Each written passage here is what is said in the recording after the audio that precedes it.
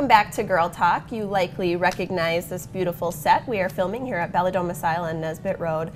In a little while, we're going to talk about a really special campaign that they are doing that we encourage all businesses to jump on board and give back. It's called Give Back 2016, so please stick around for that. Right now, you probably recognize this lovely face. This is Nicole Broyles. She joins us from Broyles & Company CPAs, and couldn't be better timing. It's always a good time to talk finances, but with tax season around the corner, people have a lot of questions, so thanks for joining us. My pleasure, thank you. So we're going to get some insight to a couple of things. One being identity theft is a big issue in the United States, unfortunately, especially with the internet and just information being so readily available. So let's start with that. There's been a lot of news regarding identity theft. How can we protect things as far as our credit scores being one? Give us some pointers. I'm sure everyone has heard the commercials about these companies that will monitor your credit report.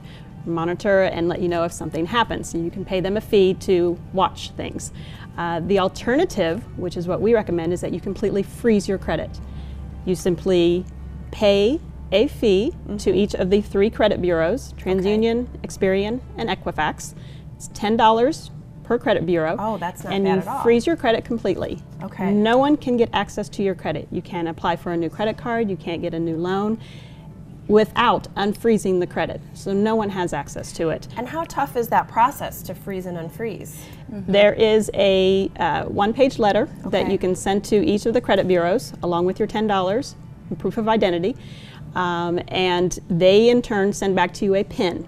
You have to have that PIN to unlock. Okay. So you need to make sure you keep it secure. Don't lose Make the a copy PIN, of it, take a picture of it, put it in a safe deposit box. Do not lose that PIN. Okay. And so it's not too tough. No, it is not, and it's very easy. Then when you need to unfreeze your credit because you do want to buy a new car or renew your credit line or renew your insurance policy, then you simply call the credit bureau that needs to release your credit. They can unfreeze it then for a specific number of hours, days, and then it will automatically freeze back. Is there a fee to unfreeze it? There is a $10 fee to unfreeze. Okay. But that's nothing compared to the loss you could experience. Exactly. And the fee that you're paying these companies just to watch and see if something happens, it is much cheaper. And I would recommend doing it for your kids also, especially for your teenage kids. When they get close to college and they have a job and they start being inundated with these credit card applications. Oh my gosh, that just reminded me of my first week at UW-Madison. I think I signed up for like 5 credit cards just to get the free t-shirt. Yes. I know, and I'm still, well, I'm not dealing with it anymore, but it followed me. Yes. So that protects them as a child because they want to build good credit from the ground up.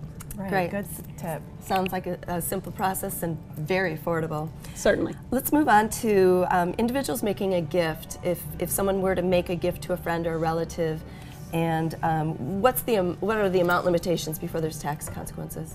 The gift tax rules are that if you want to give one individual, whether it's a family member or a friend, you can do so up to $14,000 on an annual basis. It doesn't have to be in one lump sum. It can be over the course of several months. You give $1,000 here, $1,000 there, but $14,000. Yeah, Lisa's address will be scrolling on the bottom. But once it gets over that $14,000 number, then you are required to file a gift tax return. It's done at the same time you file your individual tax return, due April 15th. But there's no tax due. A lot of people think there might be tax due that's from the recipient who received the gift or by the giver, but that's not the case. It actually is just a reporting of the gift. You do report who you gave it to and their name and their address. And the effect from a tax perspective is potentially on your estate. When you pass away, the estate may owe more tax depending on the number of gifts that you gave throughout the year and how much your estate is worth when you pass away. So a lot of confusion with gifts, but remember that $14,000 number on an annual basis. And then go to Nicole for further questions. Right, yes, that's right. Okay, and then real quick, let's talk about something that I have never heard of before, the Wisconsin 529 plan. Can you tell me about that? It is. It's a way to save money for higher education college. It's often referred to as EdVest also.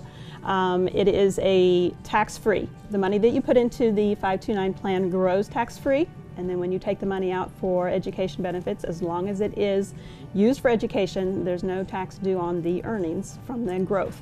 There's Terrific. lots of investment Smart way to options, do it. whether it's risky investments or safe and secure. You've got lots of investment options. There's a deduction on the Wisconsin return for the contribution up to $3,050, and anything you give over that amount can be rolled over into the next year as far as taking the deduction.